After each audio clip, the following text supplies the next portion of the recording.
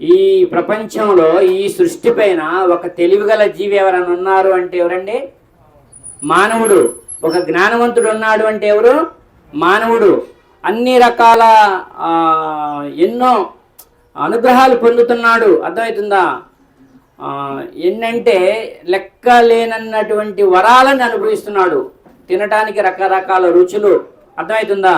ఒక్కపోయకుండా ఫ్యాన్లు, ఏసీలు, కూలర్లు, ఎన్ని సౌకర్యాలు అనుభవిస్తున్నాడు. ఇంకే జీవన్ని ఉపయోగిస్తుందా? ఇంకే జీవన్ని అనుగ్రహిస్తుందా? ఇలాంటి అనుగ్రహాలను పొందుతుందా? ఏ జీవి పొందట్లేదు, ఒక్క మానవుడు మాత్రమే పొందుతున్నాడు. ఇన్ని అనుగ్రహాలు, ఇన్ని వరాలు, ఇన్ని బహుమానాలు. ఎంత అదృష్టవంతుడు మానవుడు చెప్పండి ఒకసారి. మరి వినాలి మీరు. వచ్చిన వాళ్ళు సైలెంట్ కూర్చుంటారు.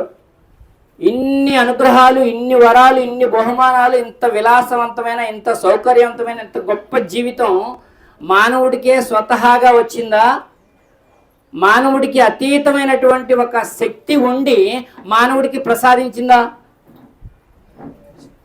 మానవుడికి అతీతమైన ఒక శక్తి ఉందని ఒప్పుకోవాలా వద్దా? మేము ఒప్పుకోమని ఎవరైనా అంటే దేవుడు లేడే లేడు మేము ఒప్పుకోమనంటే మీరు మరణం వస్తే ఆపుకోవాలి అని చెప్పి దైవం వాళ్ళని అడగమంటున్నాడు. మరణం వస్తే ఆపుకోలేస్తారా? రోగం వస్తేనే ఆపుకోలేము, మరణం వస్తే ఏం ఆపుకుంటాం? అర్థమైంది? రోగం వస్తే మన డాక్టర్ గారు ఏమంటే గుర్తొస్తాడు. డాక్టర్ గారి కాడికి రావాల్సిందే. ఇంకా మరణం ఏం ఆపుకుంటాం? రెండోది, నువ్వు ఏ శక్తి నీకు లేదని అనుకుంటే వృద్ధాప్యం నీకు ఇష్టమా? ముసలితనం రావటం నీకు ఇష్టమా? ఇంటికలు తెల్లబడుతున్నాయి, అద్దంలో చూసి కిందకి మీదకైపోయి గబగబా కలర్ తెచ్చుకొని వేసుకోవడం తప్ప తెల్ల ఇంటికలు రాకుండా ఆపుకోలేస్తావా? ఆపుకోలేవు.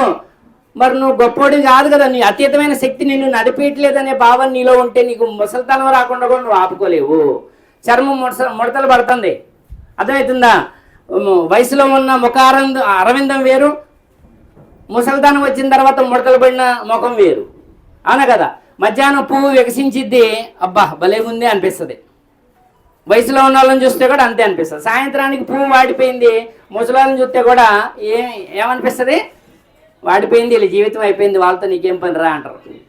అనరా? అంటే ఇంత గొప్ప అనుగ్రహాలు గల ఈ జీవితం, బాల్యం, యవ్వనం, వృద్ధాప్యం, ఈ 3 దశల్ని శాసించి నడిపించగలిగే ఒక అతీతమైనటువంటి శక్తి ఉందని నమ్మటమే అదే దైవశక్తి. ఆయన్నే దేవుడు, భగవంతుడు అంటారు. అరబీలు చెప్తే అల్లా అంటారు, హెబ్రీలు చెప్తే యెహోవా అంటారు. అందరికీ దేవుడు ఒక్కడే.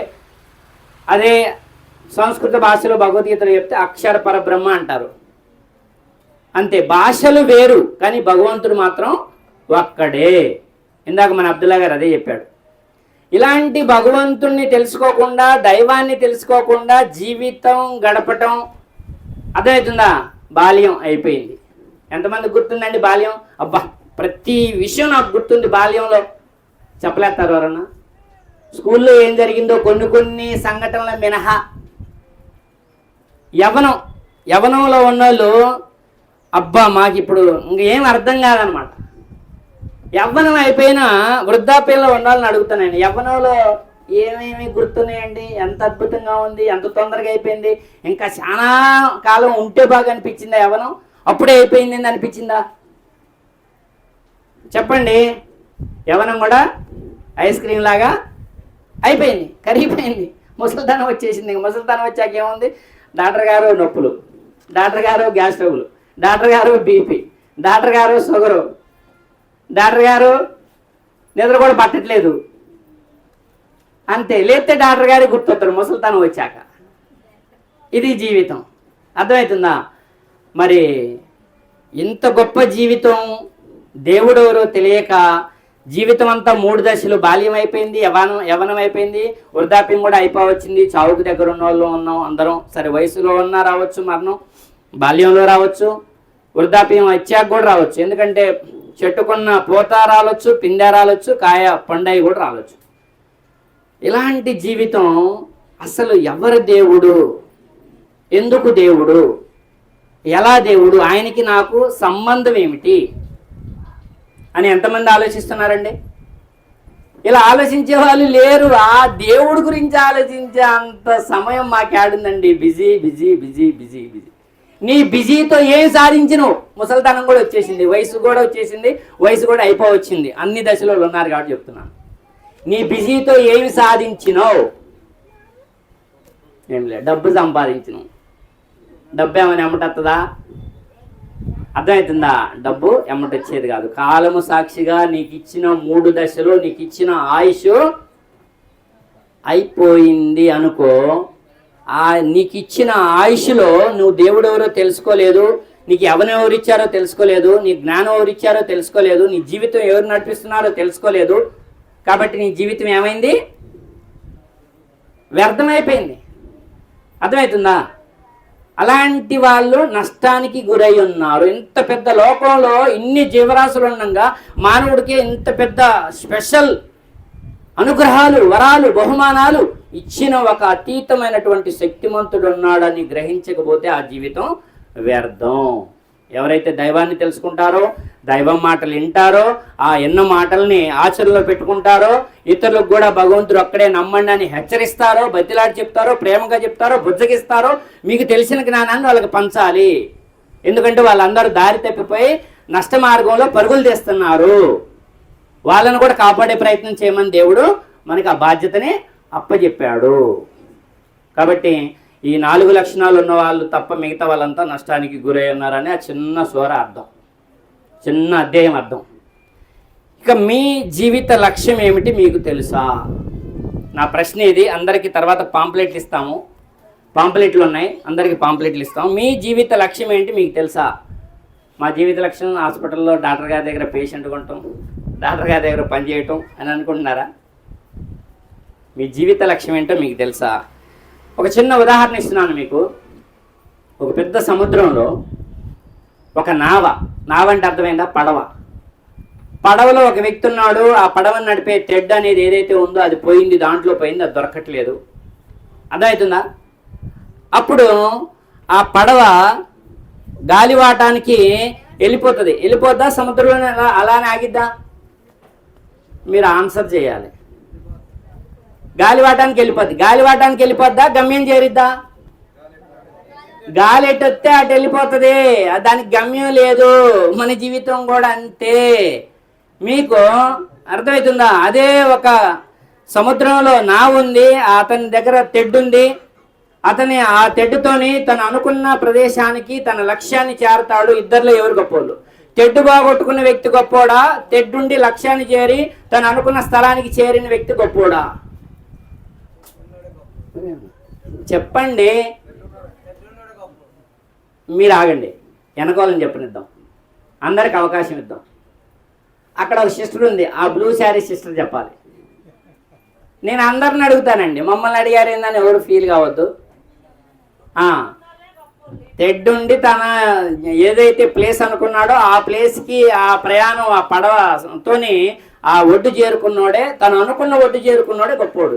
ఇది కూడా ఒడ్డు చేరిద్ది, తెడ్డుపోయినోడికి కూడా ఒడ్డు చేరిద్ది. వాడు ఏ ఒడ్డు చేరుతుండో వాడికి తెలియదు. ఇప్పుడు మన జీవితం దేవుడు ఎవరు? అర్థమవుతుందా? ఈ జీవితం ఎవరిచ్చారు? అసలు మన జీవితం ఎటు వెళ్తుంది? అర్థమవుతుందా?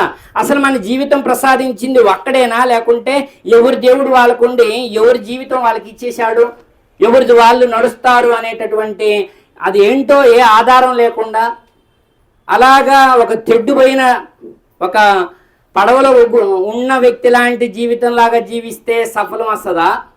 నాకు దేవుడు ఎవరో తెలుసు, నాకు నేనేంటో తెలుసు, నా జీవితాన్ని నడిపించేది ఎవరో తెలుసు. అర్థమవుతుందా? నా జీవిత గమ్యం ఏ ఒడ్డుకు చేరుతుందో నాకు తెలుసు. నా ప్రయాణం, నా జీవిత ప్రయాణం ముగింపు మరణం తర్వాత నాకు ఏమి నేను పొందగలుగుతున్నానో నాకు తెలుసు అని చెప్పేటటువంటి తెలుసుకున్న వ్యక్తి గొప్పోడా? ఇంకో వ్యక్తి ఉన్నాడు, నాకు ఎవరు పుట్టించారో తెలియదు, నాకు దేవుడెవరో తెలియదు, నాకు నా జీవిత ప్రయాణం ఏంటో తెలియదు. అర్థమవుతుందా? మరణం ఎందుకు వస్తుందో తెలియదు, ముసలితనం ఎందుకు వస్తుందో తెలియదు. తిన్నామా, పడుకున్నామా, తెల్లారిందా. పశువులు అంతే తింటున్నాయి, వాటికి సంతానం ఉంది. పశువులు జీవిస్తున్నాయి, పక్షులు జీవిస్తున్నాయి, చేపలు జీవిస్తున్నాయి. అదే మిగతా జీవరాశి అన్నా బతకట్లేదా?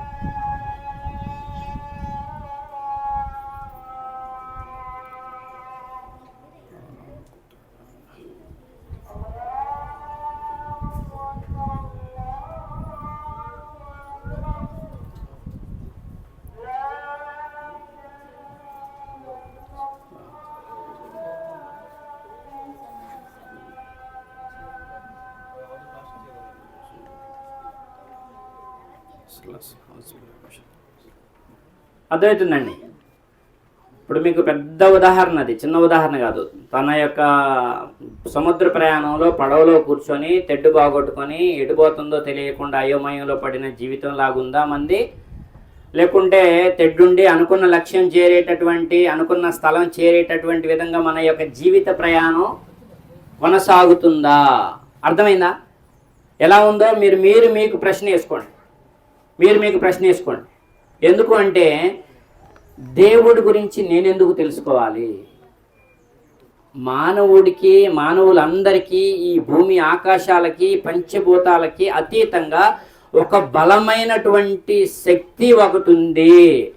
అది నీ జీవితాన్నే కాదు, ఈ భూమిని కూడా నడిపిస్తుంది, ఈ సూర్యచంద్రులను కూడా నడిపిస్తుంది. ఆ విషయం నాకు అర్థమైంది అనే విధంగా ఆలోచన చేస్తే ఈ విషయం తేట తెల్లంగా తెలుస్తుంది. అర్థమవుతుందా? నన్ను ఎలా నడిపిస్తుంది అంటే, చూడండి, ఒక జీవితం వచ్చాక, ఇప్పుడు ఈ యొక్క జీవితంలో ఒక స్థాయి దాకా ఫస్ట్ నిన్ను ఎక్కడ పుట్టించాలి అనేది డిసైడ్ చేసింది ఎవరు? నేను సాయిబుల ఇంట్లో పుట్టాలి, నేను హిందువుల ఇంట్లో పుట్టాలి, నేను క్రైస్తవుల ఇంట్లో పుట్టాలి, నేను ఇండియాలో పుట్టాలి, నేను ఎవరైనా అనుకొని పుట్టారేంది? జర్మన్లో పుట్టాలి, అమెరికాలో పుట్టాలి, ఎవరైనా అనుకుని పుట్టారా? నేను వైరాలో పుట్టాలి, నేను ఖమ్మంలో పుట్టాలి, నేను పేదోళ్ళ ఇంట్లో పుట్టాలి, నేను కోటీశ్వరుల ఇంట్లో పుట్టాలి, ఎవరైనా అనుకున్నారా?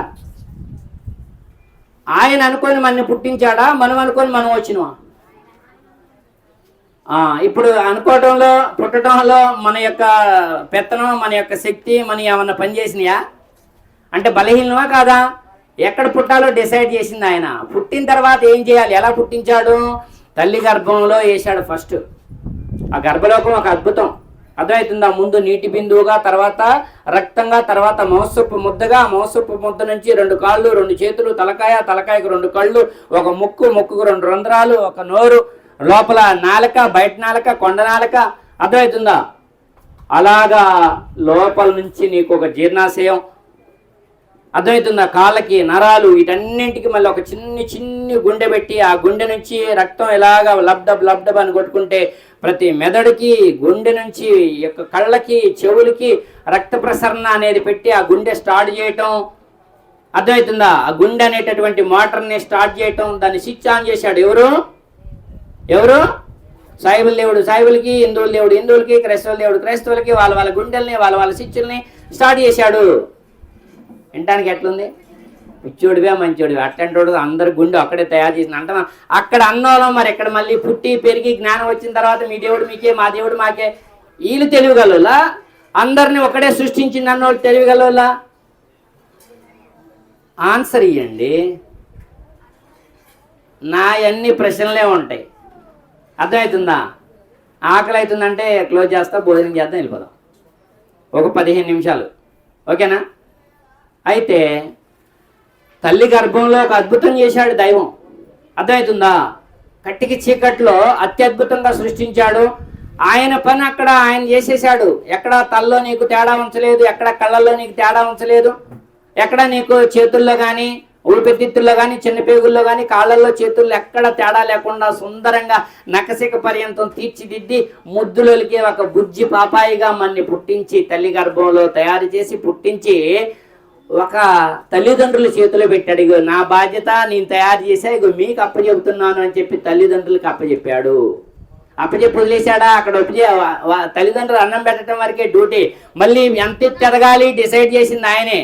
ఫేస్ ఎంత ఉండాలి, కలరు అర్థమవుతుందా, గొంతు వాయిస్ కేర గొంతు ఉండాలా, స్వీట్ గొంతు ఉండాలా, అది కూడా ఆయనే డిసైడ్. అన్నీ ఆయన చేతిలోనే ఉన్నాయి. అన్నీ ఆయన చేతిలో ఉన్న మనం మాత్రం నేనేంటో తెలుసా, నా వెనక ఉన్న ఎవరున్నారు తెలుసా, నాకు బలం ఎంతో తెలుసా అని మనం గర్వానికి లోనవుతాం. అర్థమవుతుందా? ఇలాగ తల్లిదండ్రుల బాధ్యత ఏడాదాకా వచ్చింది. నీకు చదువు చెప్పి నిన్ను అన్నం పెట్టి పెద్ద చేసి చదువు చెప్పించి ఒక ప్రయోజకుల్ని చేసే స్థాయి దాకే తల్లిదండ్రుల బాధ్యత. డిగ్రీలు వచ్చినాయి అనుకో, అర్థమవుతుందా, పెళ్ళిళ్ళని డిగ్రీలు వచ్చినాయి, ఇంకేదో ఇక నీ జీవితం నువ్వే నడిపించుకోవాలి. అర్థమవుతుందా? నీ తెడ్డు నీకే అప్పచెప్పాడు దేవుడు. ప్రయాణంలో నువ్వు ఎటు నడిపించుకుంటావు, డబ్బు డబ్బు డబ్బు అని, లేకుంటే చాలామంది ఇప్పుడు లవ్వు లవ్వు లవ్ అని, లేకపోతే ఇంకేదో మందు మందు మందు అని, ఇంకేదో నీ జీవితం ఎటువైపు నడిపించుకుంటావు అనేది నీ చేతికి అప్పచెప్పి నీకు స్వేచ్ఛ ఇచ్చి ఆయన పైనుంచి చూస్తున్నాడు. అర్థమైందా విషయం? అర్థమైందా? ఇప్పుడు నీ స్వేచ్ఛ నీకు వచ్చింది, నీ జీవితం నీ చేతిలోకి వచ్చేసింది, నీ శక్తి నీకు వచ్చేసింది, నువ్వు సంపాదించుకోగలుగుతున్నావు, ఆలోచన చేసుకోగలుగుతున్నావు, నీ జీవితాన్ని నువ్వు సముద్రంలో పడవలాగా నడిపించుకోగలుగుతున్నావు. ఎటువైపు నడిపించుకుంటావు అనేదే పరీక్ష. ఇప్పుడు దాకా నీ జీవితాన్ని నడిపించింది ఎవరు? ఎవడు లేడు. నేను ఒక్కసారి యవ్వనంతో ఇంత శరీరంతో ఊడిపడ్డా, నేను ఊడి మాట వినే పని లేదు అని అన్నోడు ఒక్కడు ఎవడన్నా చూపించండి. అయ్యా, ఎవరైనా గర్వానికి లోనై వాళ్ళకి బలం ఉందని, వాళ్ళకి తెలివి ఉందని, అర్థమవుతుందా, ఆ బలంతో ఆ తెలివితో వారు దేవుడే లేడు అంటున్నారా? అంటున్నారు చాలామంది. తెలివి వచ్చాక బలం వచ్చాక అనేది మాట. వాళ్ళ పుట్టుకను ఒకసారి గుర్తు చేయండి. ఏం పుట్టుక? నువ్వు పుట్టక ముందు ఎంత ఉన్నావు, ఏడున్నావు, శూన్యంలో ఉన్నావు, పుట్టినప్పుడు తల్లి గర్భంలో ఎంత ఉన్నావు, భూమి మీదకి తీసుకొచ్చినప్పుడు ఎంత ఉన్నావు, అర్థమవుతుంది. నీకు 5 సంవత్సరాలు అప్పుడు ఎంత ఉన్నావు, 10 సంవత్సరాలు అప్పుడు ఎంత ఉన్నావు, డిగ్రీకి వచ్చాక ఎంత ఉన్నావు, ఈ వయసు ఇలాగే ఉంటుందా, ముసలితనం రాదా అనేటటువంటి విషయం నీ వెనక జీవితం ఒకసారి చూసుకో, నీ రాబోయే జీవితం ఒకసారి చూసుకో, నీ జీవిత ప్రయాణం నీకు అర్థం అవుతుంది. ఇక విషయం క్లియర్గా చెప్పాలంటే అర్థమవుతుందా? దేవుడు ఒకే ఒక్కడు, ఆయన పుట్టించేవాడే కానీ, ఇందాక మన అబ్దుల్లా గారు చెప్పాడు, పుట్టేవాడు కాదు. ఆయన మరణాన్ని ఇచ్చేవాడే కానీ మరణించేవాడు కాదు. ఆయన మనకి భూలోకంలో కనిపించడు. అంతకుముందు ఎన్నోసార్లు చెప్పుకున్నాం మనం. ఈ ఇల్లు కట్టాలంటే ఈ ఇంటి శంకుస్థాపన రోజే ఈ ఇంటి యజమాని ఉన్నట్టుగా, ఈ ఇళ్లలోకి పోయేటప్పుడు గృహప్రవేశం రోజు ఈ యజమాని ఉన్నట్టుగా, ఈ భూమి ఆకాశాలని శంకుస్థాపన చేసిన రోజే దేవుడు ఉన్నాడు. ఈ విషయం మన బుర్రకు అందాలి. ఎందుకంటే ఇక్కడ భూమి మీదకి ఎవరైనా వస్తే వాళ్ళకి ఏం కావాలి? సూర్యరశ్మి కావాలి, వాళ్ళకి ఏం కావాలి? గాలి కావాలి, వాళ్ళకి ఏం కావాలి? వర్షం కావాలి, వాళ్ళకి ఏం కావాలి? నిలబట్టడానికి భూమి కావాలి. ఇవన్నీ లేనిది అతను బతకడు. ఇవన్నీ సమంగా ఉన్నాయి. మళ్ళీ అవన్నీ వేసిన తర్వాత మనిషిని తీసుకొచ్చి భూమి మీద శంకుస్థాపన చేసి ఇదంతా రెడీ అయిన తర్వాత మనిషిని ఈ లోక ప్రవేశం, నీ గృహ ప్రవేశం అన్నీ అయిపోయిన తర్వాత, నువ్వు ఎట్ట గృహ ప్రవేశం చేసినవో ఈ లోకంలో అన్నీ సెట్ చేసిన తర్వాత నిన్ను ఈ లోక ప్రవేశం చేపించిన శక్తిమంతుడు ఒకే ఒక్కడు, ఆయనే పైవాడు. నేను మళ్ళీ మాట్లాడతాను, మీరు కూర్చోండి. మీరు కూర్చోండి. అర్థమవుతుందా? ఆయన్ని మీరు మధ్యలో వచ్చారు, ఆల్రెడీ ఫస్ట్ చెప్పాను, మళ్ళీ కూడా చెప్తాను. ఇక్కడ మనం గమనించాల్సిన విషయం ఏంటంటే, ఈ యొక్క జీవితం ఇలాగ ఆలోచన చేస్తూ నన్ను సృష్టించిన శక్తిమంతుడు ఒకడు ఉన్నాడు అని గ్రహించి ఆయనకి భయపడుతూ, ఈ శరీరం పంచేంద్రియాలని ఈ శరీరానికి అమర్చాడు. ఏంటంటే ఈ శరీరానికి ఏమి అమర్చాడు? పంచేంద్రియాలు. చెప్పండి ఒకసారి. కళ్ళు, నోరు, కాళ్ళు, చేతులు, చర్మం, అదవుతుందా, హృదయం, ఈ పంచేంద్రియాలు అమర్చి దీని శరీరం అన్నాడు. లోపల ఒక ఆత్మను పెట్టాడు. ఈ శరీరానికి ఆయనే యజమాని, ఈ ఆత్మకి ఆయనే యజమాని. అర్థమవుతుందా? ఈ ఆత్మ నీకు తెలియకుండా నువ్వు దారి తప్పిపోయినప్పుడు ఆత్మ ఏం చేస్తుందంటే, ఇప్పుడు మనం ఏదైతే గూగుల్ మ్యాప్ చూసుకొని కరెక్ట్గా మ్యాప్ పెట్టుకొని వెళ్తున్నామో, అడిగి పోయిన తర్వాత నువ్వు రైట్ రూట్లో పోతే రైటే చూపిస్తుంది, రాంగ్ రూట్లో పోతే బాణం గుర్తు అడ్డం తిరిగితే రాంగ్ పోతున్నావు అని చూపిస్తుంది. ఎంత టెక్నాలజీ ఉందండి. అలాగే నీ జీవిత ప్రయాణంలో నువ్వు రాంగ్ వెళ్తుంటే రాంగ్ వాళ్ళని దేవుడు అంటే నీకు అది ఇండికేటర్ ఇస్తుంది, నువ్వు దేవుడిని దేవుడు అంటలేదు, నువ్వు దారి తప్పిపోయావు, నీ జీవిత ప్రయాణంలో నువ్వు దారి తప్పిపోయావు అనేది చూపిస్తూ ఉంటుంది. కాబట్టి మనం దైవాన్ని తెలుసుకొని గ్రంథాల వెలుగులో యుగ పురుషుల మార్గదర్శకత్వంలో మనుషులందరూ ఒకటే, అందరి దైవం ఒక్కడే, నీ జీవితం ఇలాగ దైవానికి భయపడుతూ ప్రతి మంచి పని చేసుకుంటూ వెళ్తే దైవ శక్తి నీకు వెనకుండి సహకారం అందిస్తూ ఉంటుంది. పంచభూతాలు నీకు తోడుగా ఉంటాయి. పంచేంద్రియాలని నువ్వు సమంగా వాడితే, మంచి పనులకు వాడితే, పంచేంద్రియాలు నా కన్ను నా ఇష్టం, నా నోరు నా ఇష్టం, నా చేతులు నా ఇష్టం, నా కాళ్ళు నా ఇష్టం అంటే అతను వ్యర్థ జన్ముడు. ఎందుకంటే నీ ఎదురుగా కాళ్ళు లేనోని నడిపిస్తున్నాడు, నీ ఎదురుగా కళ్ళు లేనోని నడిపిస్తున్నాడు, నీ ఎదురుగా మోగవాణ్ణి నడిపిస్తున్నాడు, నీకు చూపిస్తున్నాడు. అర్థమవుతుందా? నోరు నీది కాదు, మోగోడిని చూసినప్పుడు దేవుడికి థ్యాంక్స్ చెప్పాలి. కళ్ళు నీవి కాదు, గుడ్డివాడిని చూసినప్పుడు నువ్వు దేవుడికి థ్యాంక్స్ చెప్పాలి. నీ దగ్గర కోట్లున్నా, నీ దగ్గర యవ్వనం ఉన్నా, బలం ఉన్నా, ఏదున్నా ఆ బలంతో ఆ డబ్బుతోని ఆ అనుగ్రహాలు నువ్వు పొందలేవు అనేటటువంటి స్పృహ నీకు వస్తే నీ ఇండికేటర్ కరెక్ట్గా రైట్ రూట్లో వెళ్తున్నట్టు అర్థమవుతుంది. నేను జీవిత ప్రయాణం అలా కాదు, నీ ఏం చెప్పినా ఎన్నో నా ఇష్టం, నేను ఇలానే ఉంటాను అంటే నువ్వు వ్యర్థ జన్ముడివి. ఆ నావ ఏదైతే పడవ ఉందో, సముద్రంలో పడవ ఉందో, తెడ్డుపోయి అది గాలి కొట్టకపోతున్న మాదిరిగా నీ జీవితం కొట్టుకుపోతుంది. అలా కొట్టుకుపోయింది ఏదైనా జరగవచ్చు. నువ్వు అడవిలోకి పోవచ్చు, లేకుంటే నీ జీవితం నష్టానికి పోద్దా లాభానికి పోద్దా? అలా గాలివాటానికి కొట్టుకుపోయింది, నష్టానికి పోద్ది. అక్కడే ఇంకేదో ఉండొచ్చు, పెద్ద అపాయం రావచ్చు, జీవితం అంధకారంలోకి నష్టంలోకి వెళ్ళిపోవచ్చు. ఈ జీవితం కూడా అంతే. అదే మంచిగా జీవిస్తే అర్థమవుతుందా? చెడ్డగా జీవించిన వ్యక్తి వ్యర్థ జన్ముడు. వ్యర్థం అంటే ఏంటంటే చెప్పండి, డస్ట్ ఏడేస్తారండి సిస్టర్, చెప్పండి మీరు కొద్దిగా. డస్ట్బిన్లో వేస్తాం ఫస్ట్, ఆ నుంచి ఇంకో టాటర్ వస్తుంది, దాంట్లో వేస్తారు, అది ఓకే. డస్ట్బిన్ మనం దెబ్బలు అంటాం కదా, దెబ్బలు డస్ట్బిన్లు అంటే ఈ డస్ట్ అంతా ఎడిపోద్ది. పైకి పోయాక ఏం చేస్తారు? ఒక అగ్గిపుల్ల గీసి అంటిస్తారు, డస్ట్ ఎడిపోతుంది. వ్యర్థ జన్మలంతా నరకానికి పోతారు అనేది రోజు మన చేతులతో ఊడ్చిపోచి చెత్తతోనే దేవుడు మనకి చూపిస్తున్నాడు. ఇక అదే మంచి ఉంది, మంచి ఏదైనా సాఫల్యం నీ జీవితం అర్థమవుతుందా? మంచి ఏదైనా దగ్గర పెట్టుకుంటాం. అలాగే దేవుడు మంచి వాళ్ళకి స్వర్గాన్ని ఇస్తాడు, చెడ్డ వాళ్ళని నరకానికి అప్పచెప్తాడు. మరణం తర్వాత ఇంకో జీవితం ఉందా అంటే 100కి 100% ఇంకొక జీవితం ఉంది. ఇదే నమ్మాలి. ఎందుకంటే ఈ లోకంలోకి నువ్వు వచ్చేది నీ వంతు లేదు. అర్థమవుతుందా? మనం చెప్తాం కదా, ఇప్పుడు నెమ్మలు పోవాలంటే వైరా ఇటు గన్నారం మీదగో, లేకుంటే వైరా ఇటు వయా ఇది చెప్తాడు కదా. పరలోకం టు వయా భూలోకం ఉంది కదా, భూలోకం నుంచి మళ్ళీ పరలోకానికి గర్భలోకం, వయా గర్భలోకం టు పరలోకం. మానవ జీవితం ఏంటయ్యా అంటే ఎక్కడ స్టార్ట్ అయింది? పరలోకంలో స్టార్ట్ అయింది, వయా భూలోకం వచ్చింది, అక్కడి నుంచి మళ్ళీ పరలోకానికే పోద్ది. ఎందుకంటే తల్లి గర్భంలో పిండం తయారైంది, ఆ ప్రాణం ఎక్కడి నుంచి రావాలి అంటే దేవుడు దైవదూతలనిచ్చి తీసుకొచ్చి ఆ యొక్క శరీరానికి, ఆ పిండానికి ప్రాణం పోస్తేనే శిశువు అయింది, లేదంటే పిండమే అయింది. ఎక్కడి నుంచి వచ్చింది ప్రాణం అంటే పరలోకమే వచ్చింది. ఈ ప్రాణం, ఈ ఆత్మ మనం పెద్ద అయ్యే కొందికి అది పరిపక్వత చెంది నీ జీవితం సంకనాగిపోతుందా, నీ జీవితం మంచి వైపు నడుస్తుందా, అది ఎప్పుడు కూడా హెచ్చరిస్తూనే ఉంటుంది. దేవుణ్ణి నువ్వు మర్చిపోయావా, దేవుణ్ణి నువ్వు తెలుసుకొని నిండు వెలుగులో ఉన్నావా అనేటటువంటిది నీకు ఇండికేటర్ ఇస్తూ ఉంటుంది. దాన్ని ఎవరైతే ఆ విషయాలు అన్నీ పట్టించుకోకుండా బిజీ అని చెప్పి ఏమి దాన్ని లెక్క చేయకుండా తన ఆత్మని అనుసుకున్నారో, ఆగి ఇప్పుడు దేవుడి మాటలు కాదు, ఇప్పుడు నాకు అర్జెంటుగా ఈ పని ఉంది, కొద్దిగా అర్జెంటుగా ఆ పని ఉంది, అర్జెంటుగా ఈ పని ఉంది, ఇగో ఖమ్మం పోవాలి, ఇగో ఇప్పుడు ఈ పని ఉంది అని చెప్పి బిజీ అని చెప్పి దేవుడి మాటలను కూడా పక్కన పెట్టి ఒకసారి అంటే పెట్టగలిగిన ఓకే, 2 సార్లు ఎప్పుడు కూడా ఆ ఆత్మను అణిసివేసి నీ పనులు నువ్వు చేసుకుంటూ ఉంటే నీ శరీరం నీకు సుఖాన్ని ఇవ్వదు. అర్థమవుతుంది? అది రోగాల పాలవుతుంది. నోట్లో దొరికిందల్లా నోట్లో వేసినాం అనుకో, ఏడుంటాం? దొరికిందల్లా అది మంచిగా చెడా, రోగం వచ్చేదా, మంచిగా ఆకలి తీరి ఆరోగ్యాన్ని ఇచ్చేదా అని తెలుసుకోకుండా తిన్నమనుకో, ఏది పడితే అది ఏడుంటాం? జాగృతి హాస్పిటల్లో ఉంటాం. అవునా కదా? అలాగే తినే దాంట్లో కూడా తినొచ్చా తినకూడదా అనే స్పృహ, జ్ఞానం మనకి దేవుడు ఇచ్చినప్పుడు నువ్వు ఎవరిని దేవుడు అంటున్నావు, ఎవరిని దేవుడా కాదా, ఎందుకు దేవుడు అంటున్నావు తెలుసుకున్న వాళ్ళు జీవిత ప్రయాణంలో సఫలం పొందారు.